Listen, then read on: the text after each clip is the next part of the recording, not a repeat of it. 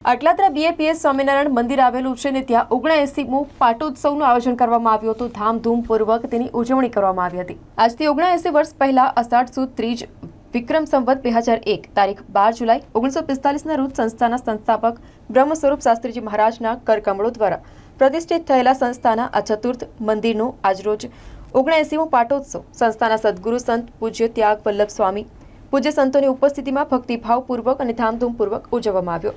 સમગ્ર વિશ્વમાં 1100થી વધુ મંદિરોનું નિર્માણ કરનાર એવા બ્રહ્મ સ્વરૂપ પ્રમુખ સ્વામી મહારાજે 24 વર્ષના નવયુવાન સંત તરીકે આ મંદિર નિર્માણમાં એક અદના સ્વયંસેવક તરીકે તનતોડ મહેનત કરી હતી।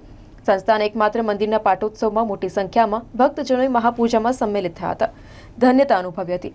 પ્રગટ બ્રહ્મ સ્વરૂપ મહાન સ્વામી મહારાજની પ્રેરણાથી ઉજવવામાં આવેલ આ પાટોત્સવમાં પ્રાતઃ સમયે પ્રભુ પ્રતિમાઓને પૂજ્ય સંતોએ પંચદ્રવ્યોથી અભિષેક કર્યો હતો। પાટોત્સવની મુખ્ય સભામાં સાંસદ શ્રી ડોક્ટર હેમાંગ જોશી, સ્થાનિક વિધાયક શ્રી ચૈતન્યભાઈ દેસાઈ સહ મહાનુભાવો પણ ખાસ ઉપસ્થિત રહ્યા હતા।